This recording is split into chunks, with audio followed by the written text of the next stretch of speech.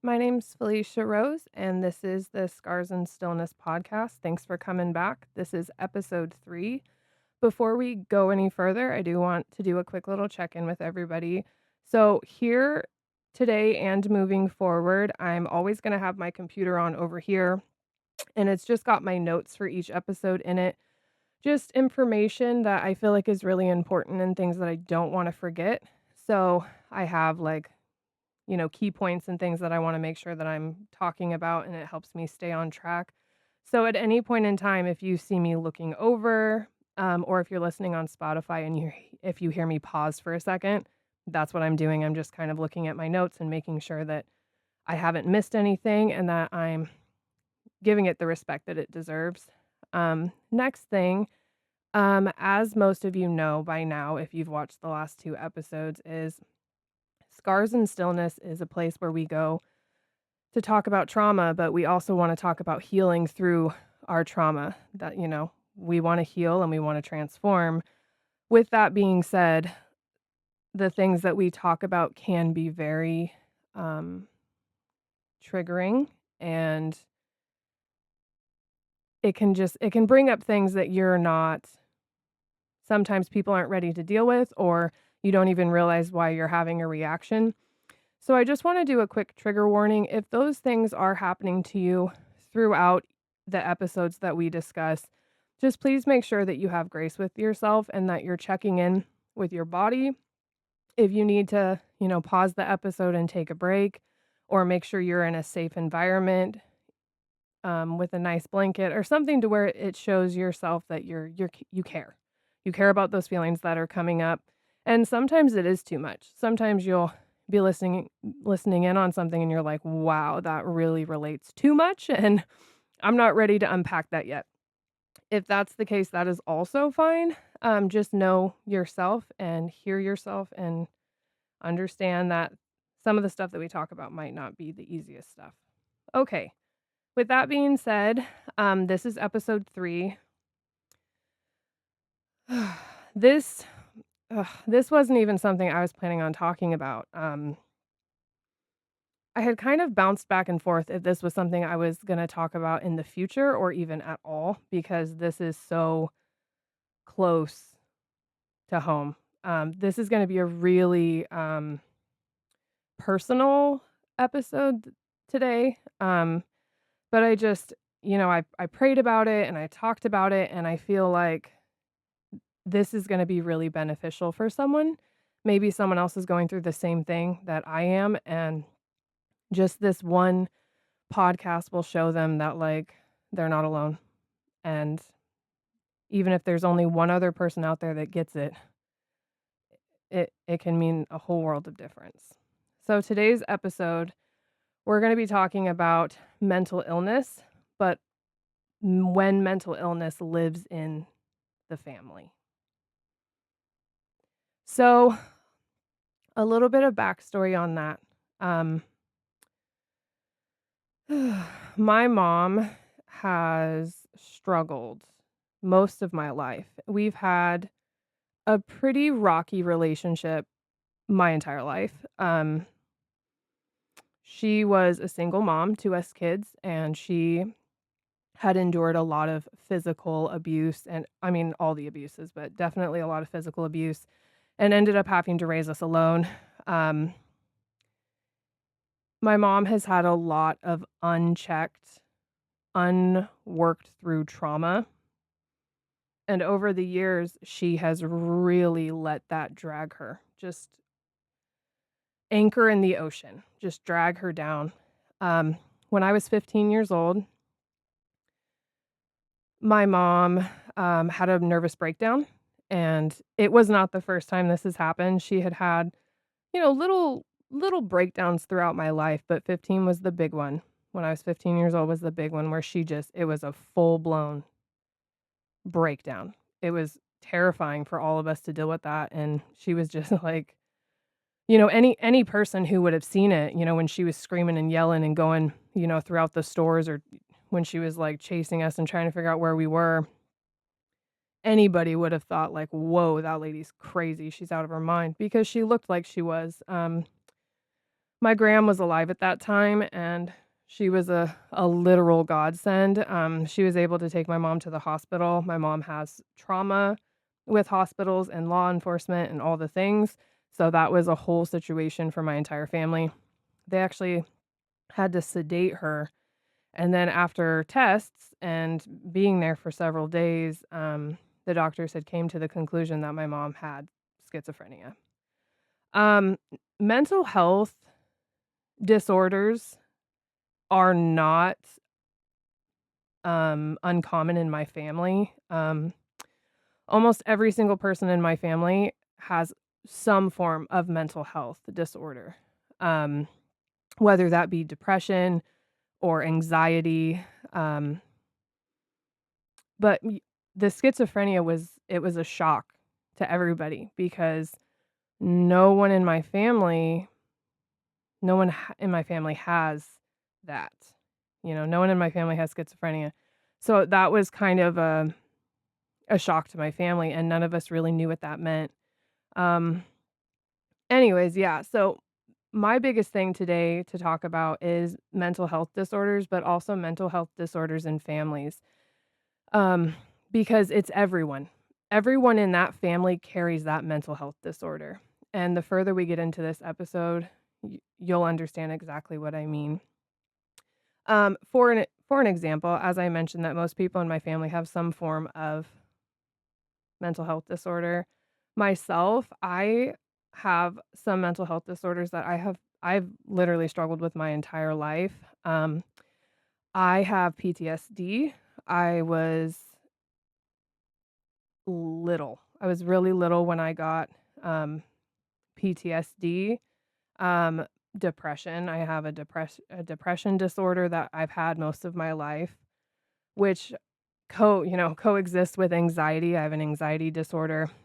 Um, and my kind of weird one that's outside of my family, that came when I was about 13, was body dysmorphia.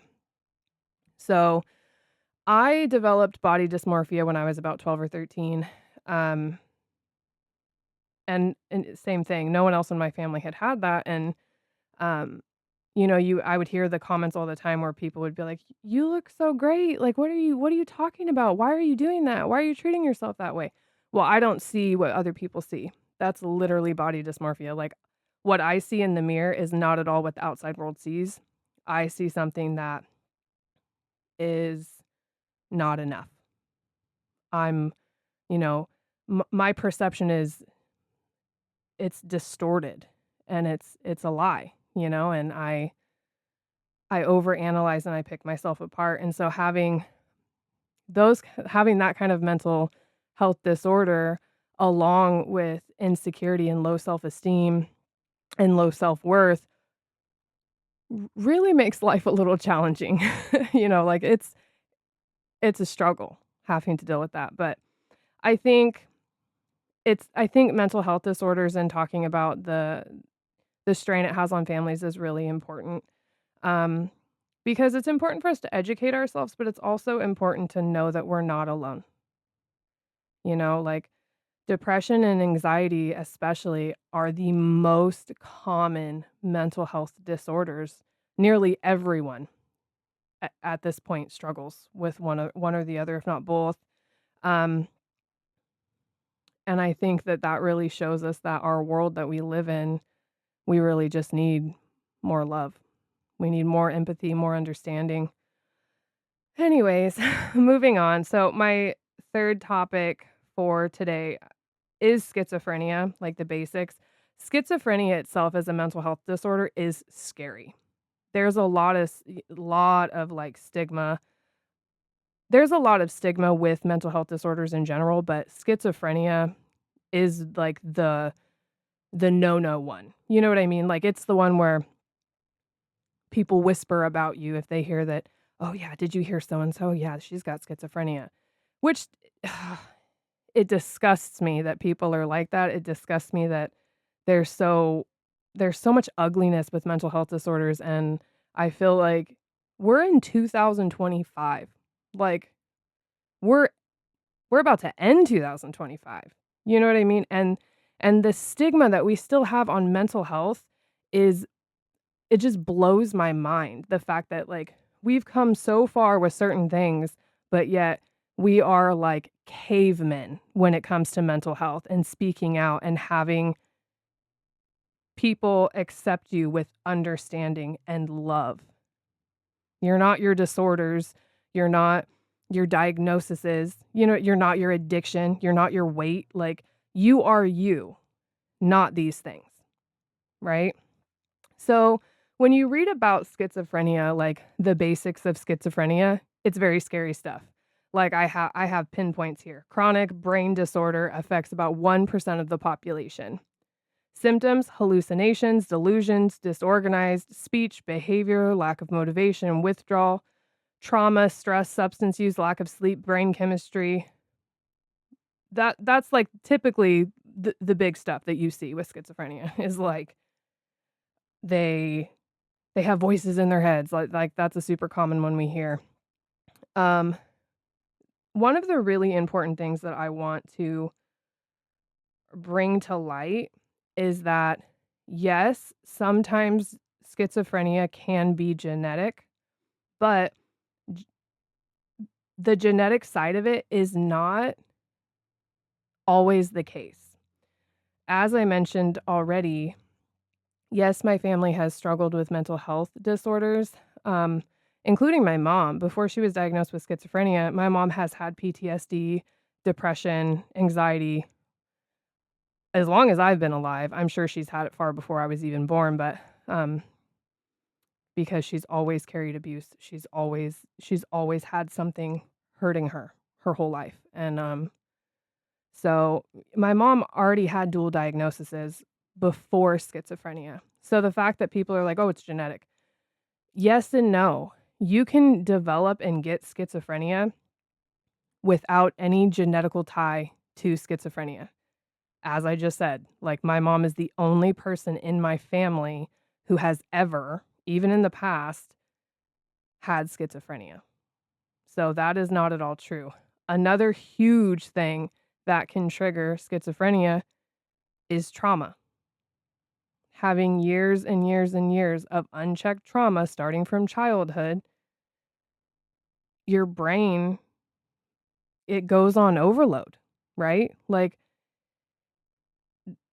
our brains are powerful, but they can also only handle so much until they break, until they snap.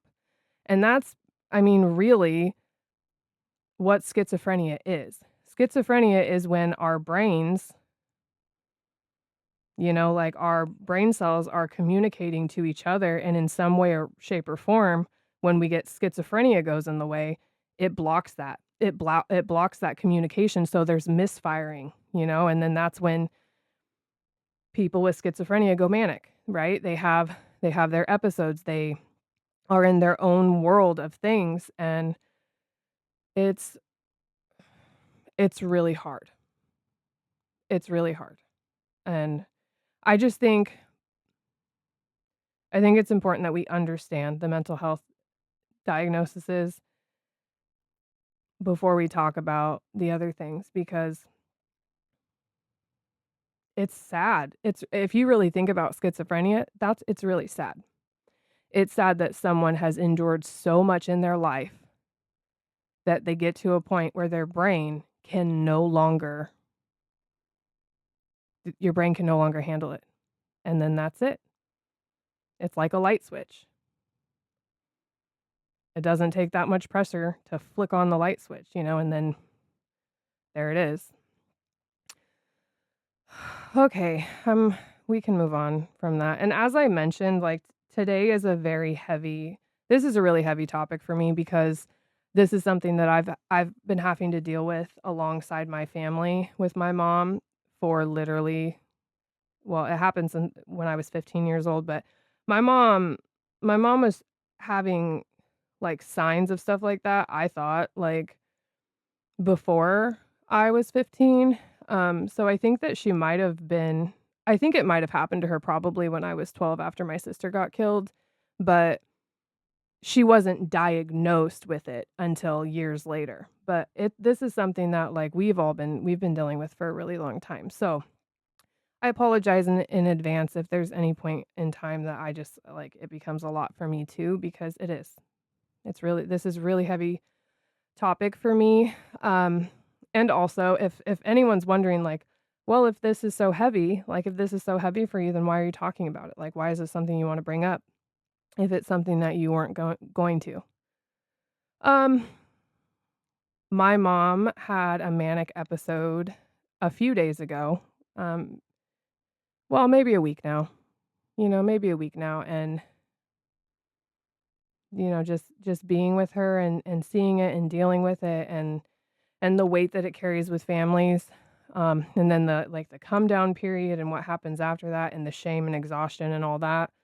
I just felt like I have to talk about this in my podcast. So that's kind of where we're at, and that's why this is that 3rd episode, because I think it's really important. So my next, um, bulletin is being the target during episodes. So for me, um, as I've mentioned in other episodes, my family has had we I grew up in chaos. I grew up in total chaos, and so we have always been kind of surrounded by trauma and toxicity and things that aren't good for us, and,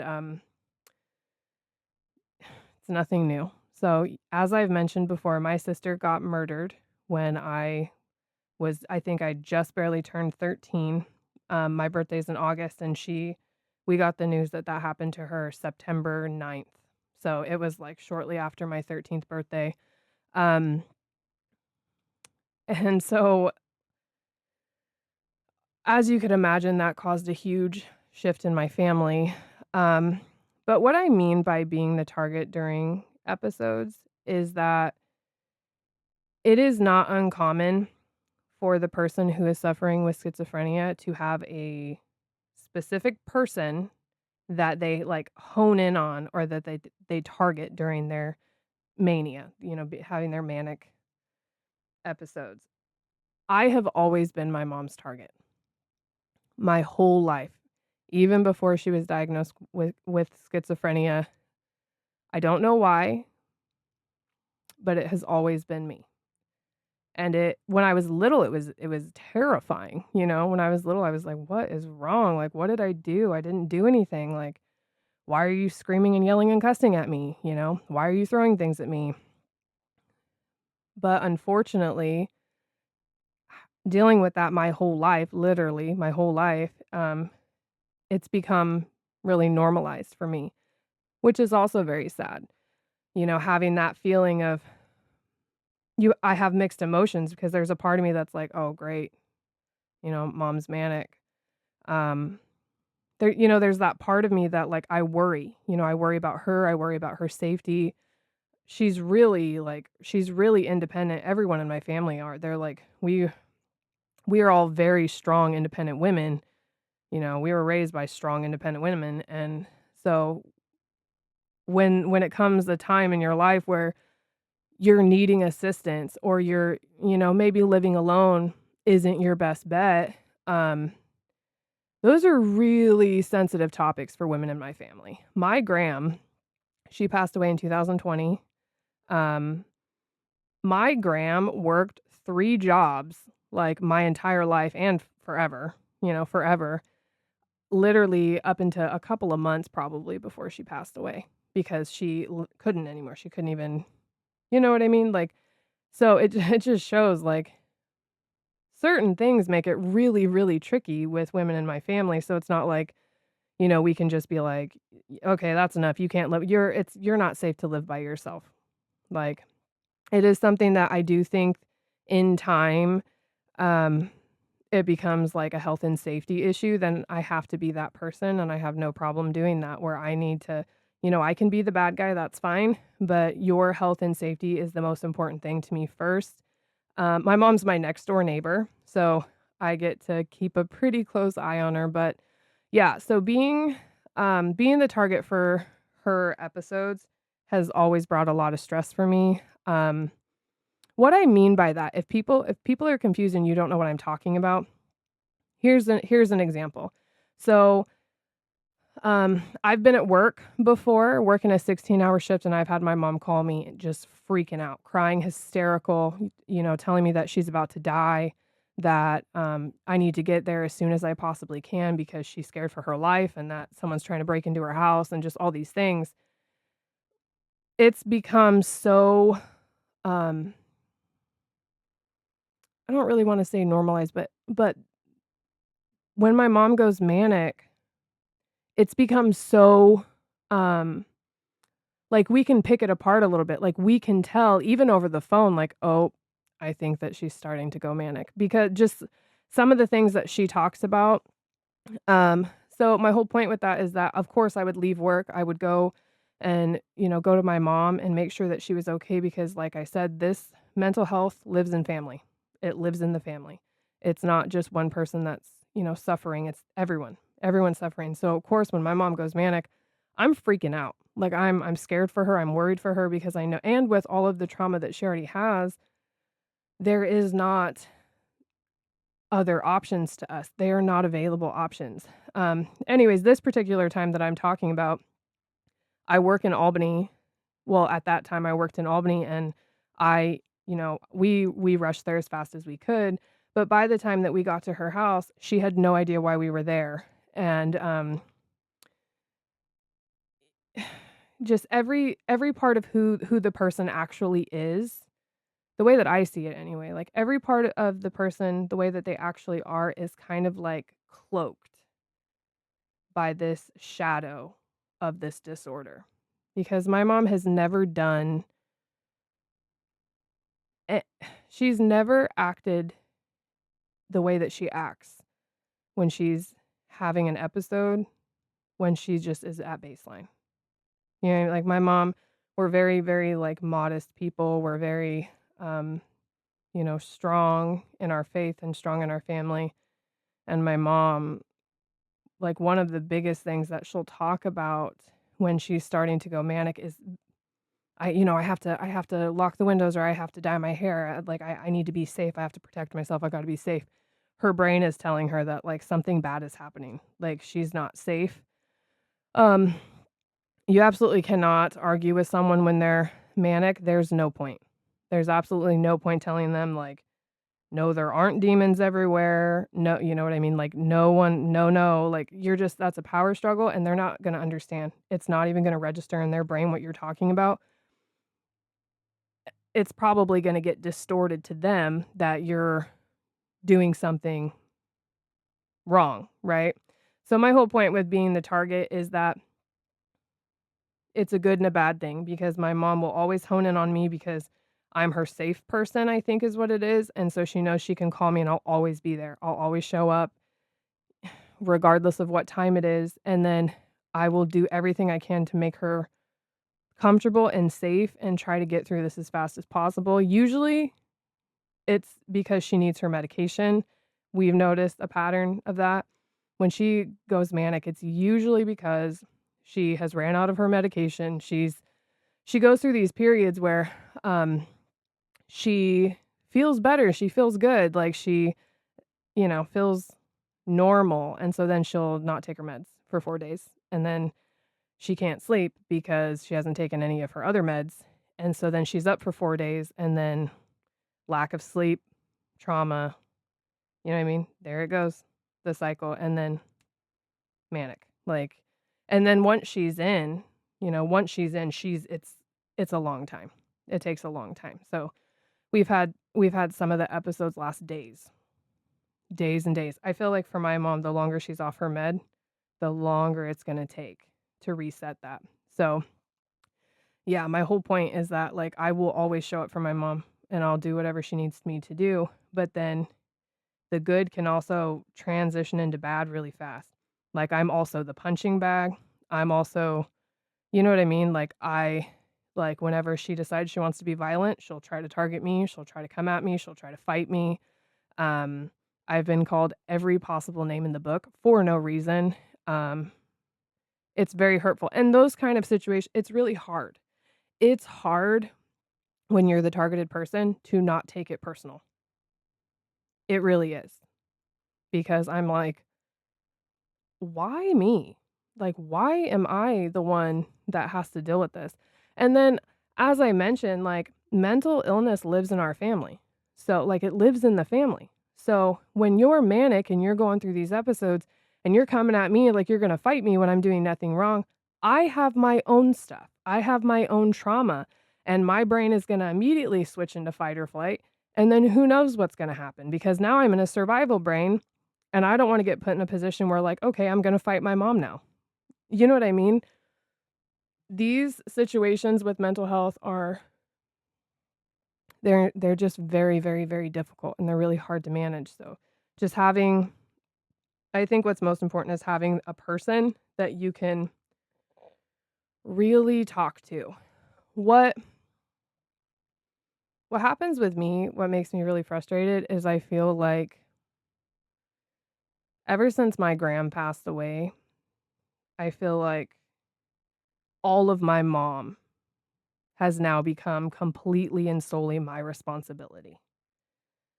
And we've always had that relationship my entire life where I'm the mom and she's the kid. Like we've always had a parent relationship where like I've never felt like the kid. I've never grown up in that household feeling like a normal kid.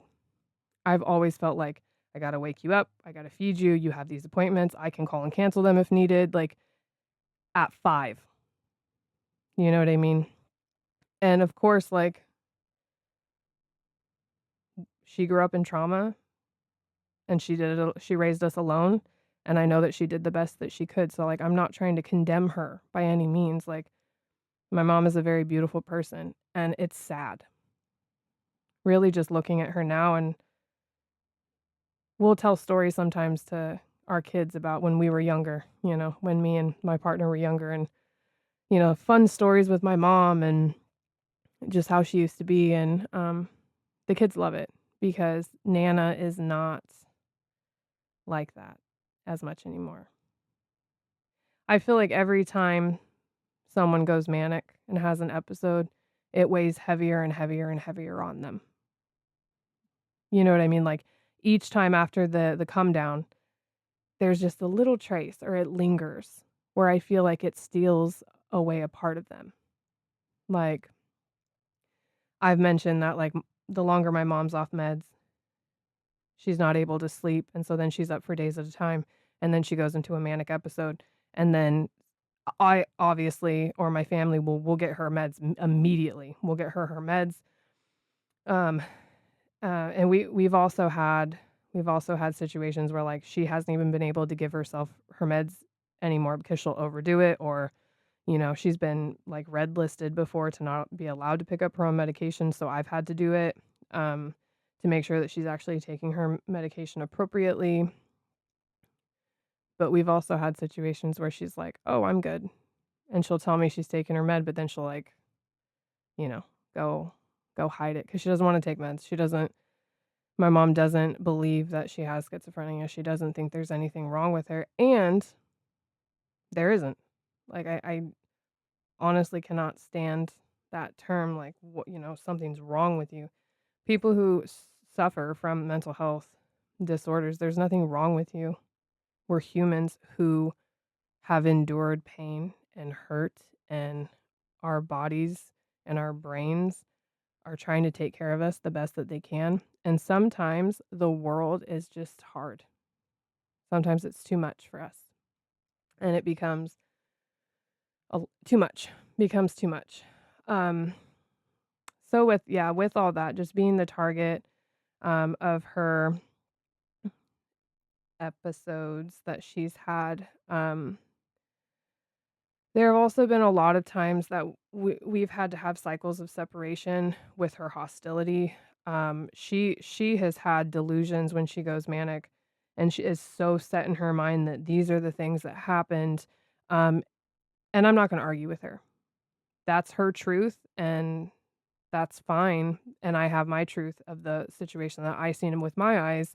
And there's no point for me to argue with you. If you think that I'm a witch, or if you think that I'm doing these things, then that's on you to you need to pray about that to God and, give that to God because that's between you and him, not me and you. Like, there's no point to have that conversation or argument because I know it's gonna go nowhere.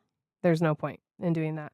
So we have had times in our life, I think I've talked about it in another episode, but, like, my mom and I have never had a good relationship. It's always been very, very wishy-washy.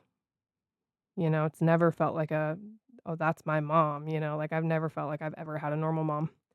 It's always been a parenting thing, and I remember, like, being 14, and I used to tell people, like, I didn't ever have to sneak out my window. I never had to sneak out my window because I could walk out the front door.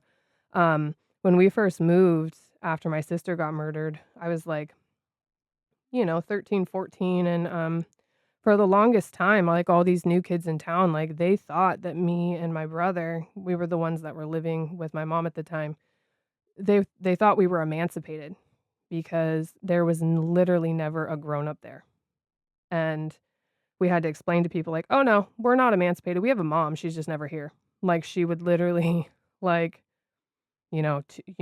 under too much stress, gonna go back to Albany or gonna go, go to your aunt's house or whatever. And okay, mom, I left you the car. Don't spend it all. Be good. Like, and then I wouldn't see her for weeks, if not a month at a time, and so people literally thought when I was 14 that I was this emancipated kid who had my own house and lived with my brother, and honestly, that's really actually how it was. Like, we had a lot of young kids, like, my around our age that were in similar upbringings where they didn't have a very good home life and that it my house did become, like, the safe hub for people, where a lot of kids who didn't really feel like they fit anywhere, they would just kind of scatter around my house and, you know, you would see, like, all my friends sleeping over and stuff because that became, like, their home, but yeah, like, we would literally be, like, completely alone at such a young age, and then I remember, like, my mom and I would get into these huge, like, bomb crazy fights when I was just young, and I remember completely moving out at 15, completely moving out at 16, like, I would move out and go back, move out and go back, and then I remember, like, I remember when I legit moved out.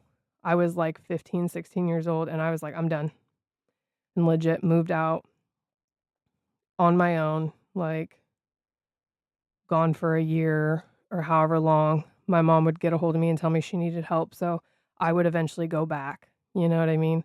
And then that was our relationship for a really long time. When I became a woman and I was no longer just a teenager or a kid, I started to, like, cut off contact with her when she started kind of going into her stuff for my own mental health. Like, before, when I was young, it was just kinda like, "Whatever, see ya." Like, "I don't need you." Like, I've never needed you." Like, I've all you know what I mean? It was a lot of equal hostility. I had a lot of resentment towards my mom when I was a kid, and I was an asshole.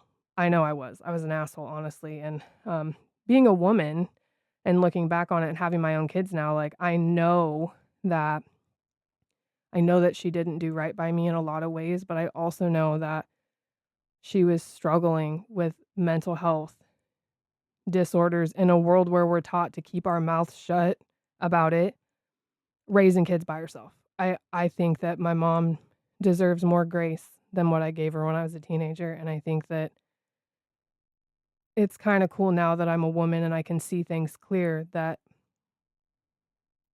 it's important for me to be reminded of that, and when I feel like, well, I had just a terrible mom. I had a mom who wasn't the best, but that did her best. She tried, and I feel like that's all she could give me, and that's fine. I mean, I did grow up really strong because of certain things that I've been through with that I wish that never happened to me, but we move on and we move forward, and it's our job to break those chains and break those cycles. That's why I'm so determined as a grown woman to, like, be present for my kids and really teach them and show them safety and structure and rules and just, all the things. But yeah, I remember having to cut off contact with my mom for long periods of time where she would, go manic, and when she was on social media, those times were really hard because she would literally just post and post and post all of our very personal private information about, like, our trauma and past, that I'm like, "Cool, now the entire world knows every single detail of what I've been through. Thanks, mom." And so, I feel like I was also really hurt when things like that happened. I was like, "Are you kidding me? Like, who the hell does that to somebody?" But then, having to just, like, take that step back where I'm like, "No, I'm not doing this. I can't do this anymore." Um, because dealing with that dealing with that and always putting myself on the back burner, I feel like is really damaging to my own self and to my own self-worth and to my own, mental health. Um, it's rough. It's rough. Unfortunately, like, my next point after the cycles of separation and hostility is unfortunately the suicide guilt. So anyone who's watching this who has an idea of what I'm talking about or has someone who suffers from pretty severe mental health disorders, this might have happened to you. And so just take a moment if this part's really heavy. Um, because it's really heavy for me. The suicide guilt. What I mean by that is when I've allowed myself to separate from her and I have told her, like, I can't do this anymore. This isn't good for me anymore. I need to put myself first. I'm not going to let you treat me like this anymore. And then I leave. I'm having that boundary and I'm leaving. In her brain, that's not what's happening. And nearly almost every time that I have separated from her like that, where I've put myself first and I've decided, like, I can't do this anymore, we're done. Anytime I've ever done that, my mom has attempted to commit suicide. And I usually get a phone call from the hospital. One time I got a call from her even that she was scared and she was so sorry because she didn't mean to. And that's a lot. Just being filled with, like, it's a lot to already have that weight of that person on you. Like, you feel like that person is your responsibility, Like, you're suppo you're supposed to be my mom, but yet I feel like every part of me is responsible for your health and safety and to keep you alive, and it's really hard. It's really hard to have that when I feel like we don't even have the best relationship, but yeah, the suicide stuff is really hard. Um, and there have been times where I've been mad at the hospitals before because they didn't handle situations in an inappropriate way. I'm not sure how other places do it, but where I'm from, um, when someone attempts suicide, they're supposed to be under, like, a suicide watch for 72 hours, really at any hospital, like, they're supposed to keep you on a psych hold for 72 hours, and one of the worst times was that my mom had attempted.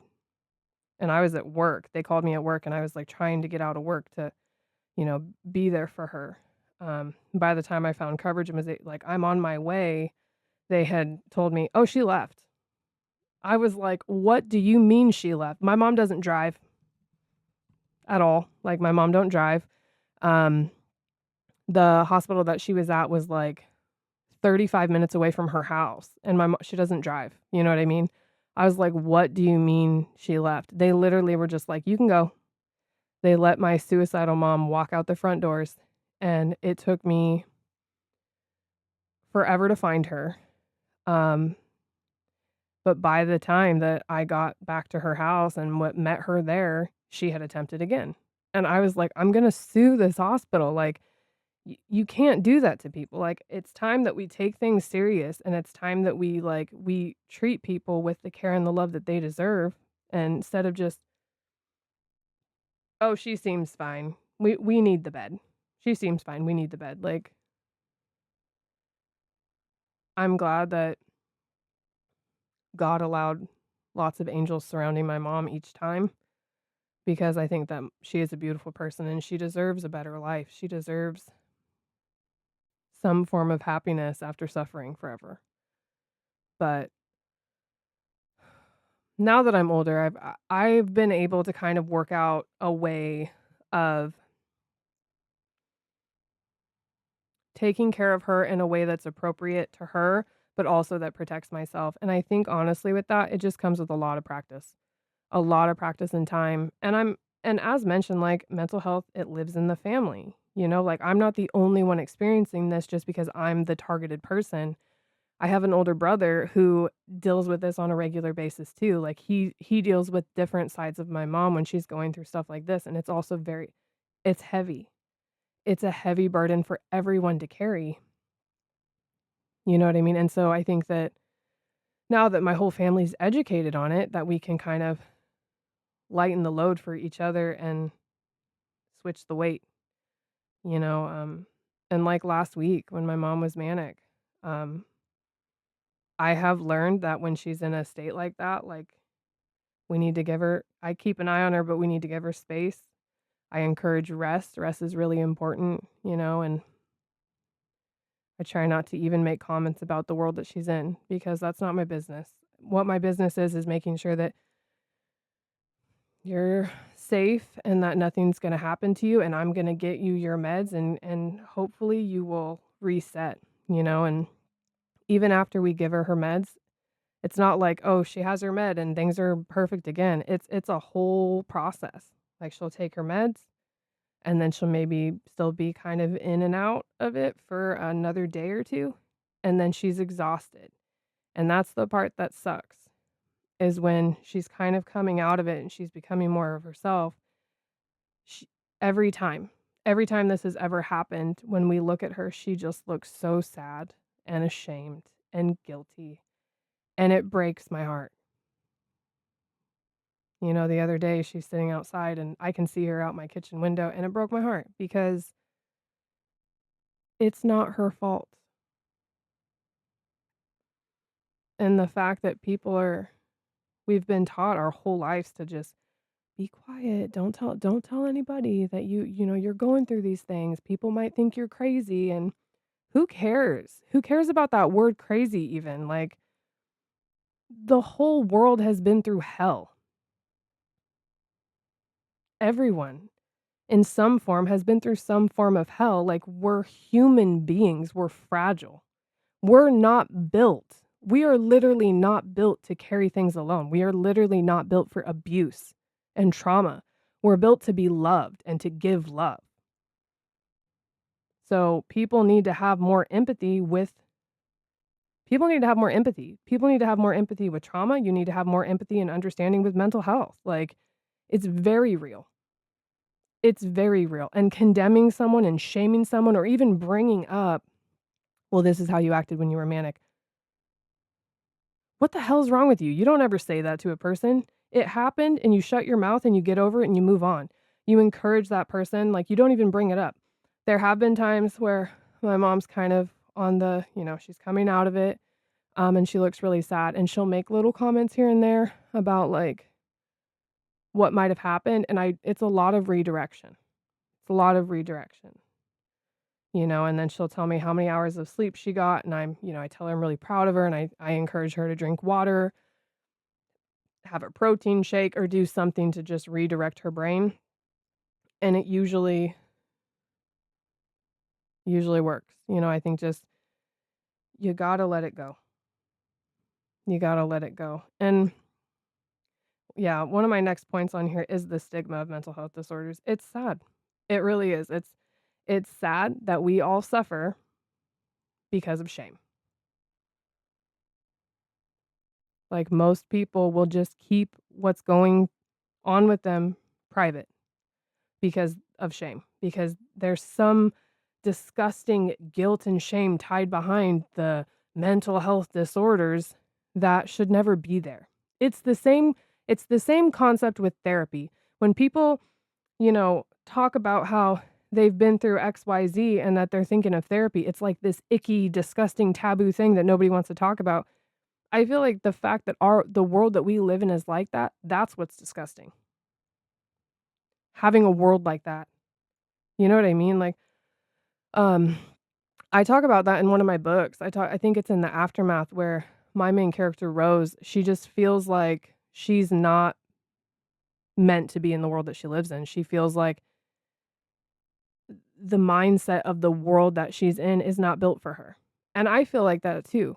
I feel like I'm a part of a world that I shouldn't be a part of because I have such strong moral codes and values that it doesn't really seem like anyone else shares those values. Like, I'm a pretty antisocial person because of trauma in life and things that I've been through, but I also care deeply about people and especially advocating for people who are too afraid to speak up for themselves, especially if it's about mental health or abuse or whatever the case may be. Like, it's just sad. It's sad that we have that stigma. And so I encourage anybody who is struggling with any kind of mental health disorder, if you are afraid to talk to anyone about it, and you feel like no one's going to understand, or you don't want to go to the doctor and take a medication because then it makes it real. I just strongly encourage people to just, even if you find one safe person to talk to, or if you decide maybe I should go to the doctor to see if something really is going on and maybe they can help. That is an amazing move. And you would be surprised how many people have been there and have felt that way and who get it. And you're not alone. You're absolutely not alone with that. Moving on to kind of closing the episode is that, as I mentioned before, boundaries are super necessary. Stepping back is super necessary when we're feeling like we're not in a safe environment. Obviously, it's important for me to help and protect my family with whatever they're going through, but I also need to help and protect myself. I am also a priority, even if I forget that sometimes. You know what I mean? And then having good coping strategies going through this is huge. And as mentioned, that, mental health comes in the family. So, like, one person's mental health disorder, everyone in the family suffering. Well, you have your own mental health disorders that you feel you're suffering with. Now it feels even heavier to carry that. So, yeah, just having some really good coping strategies. I've talked about that in other episodes before. I'm a huge writer, obviously. I really get a lot from just journaling it out, just getting it all out of me. And I feel like I released it. I released it from myself. Even praying, if I don't have time to journal, like, I give it all to you. I surrender it to your feet. And I just ask for forceful to protection on myself and my family, or having like a safe person, even if it's a therapist. Forget the stigmas and forget whatever anyone's ever told you about it. If that's something that you're kind of wanting to do and you're like on the fence, like you really want to talk to somebody, but you don't know what your friends and family will think about it, forget about your friends and family. Worry about yourself, worry about your mental health, worry about your self-love. Like, it's important to put yourself first, especially in a situation where it's you. It's about your heart, your mental health. No one's going to be able to, you know what I mean? Like, no one's going to be able to help you with that. Like, people can think whatever they want about you, but at the end of the day, you go home and you still feel broken. You know what I mean? Like, we all need a safe person or something to, like, someone to talk to, because we're human. We need to have a way to release it from us, so that way our bodies and our brains don't have to carry so much weight. And I wrote a thing on here that I think is really important. Um, I mean, People can take it if they want it, and I mean, you can leave it if you don't, but I had said boundaries aren't a lack of love, they're a way of surviving when love alone is not enough. That is really deep for me because I feel like it's completely the truth. Whenever I've had to set a boundary with people, it's not because I don't care, it's not because I don't love you, it's because I also need to protect myself, even when love is not just enough. Like, there are other things that are enough. So, we're getting to the point where we're gonna be closing our episode, and I just kind of wanna go over a couple of more little things that we have talked about. For starters, that, mental illness does affect the whole family. It's not just one person, it's not just one diagnosis.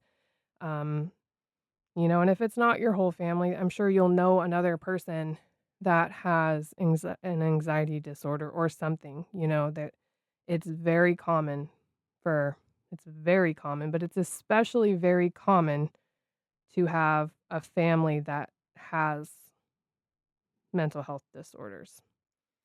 Um, Again, just like having compassion and empathy with people who have mental health disorders or yourself. If it's something that you also, go through, having self-compassion is huge.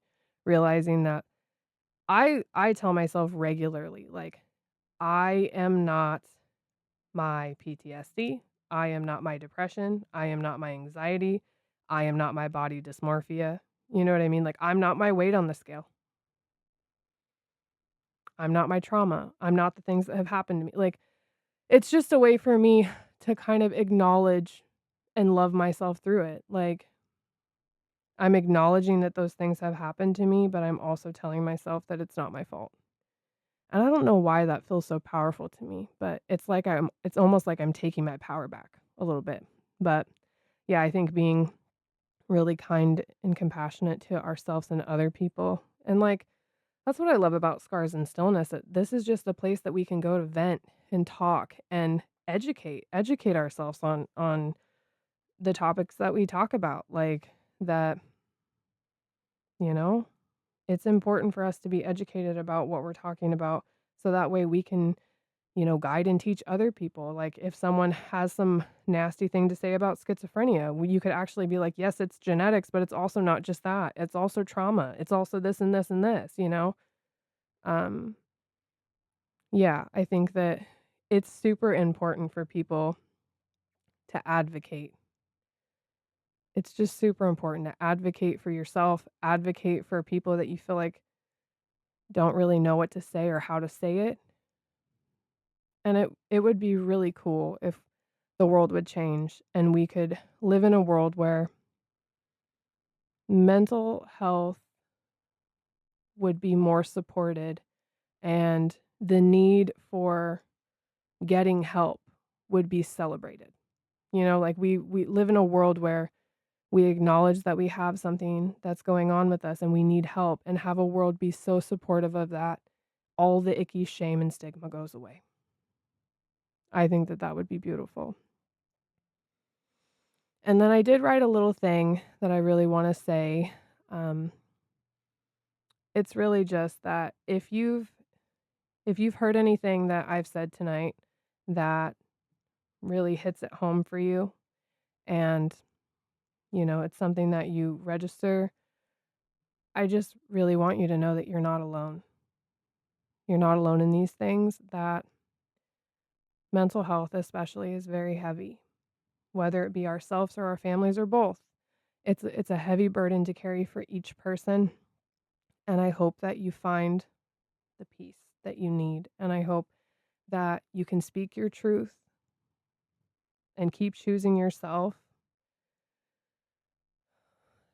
and reach out and get help if that's something that you feel like you need to do,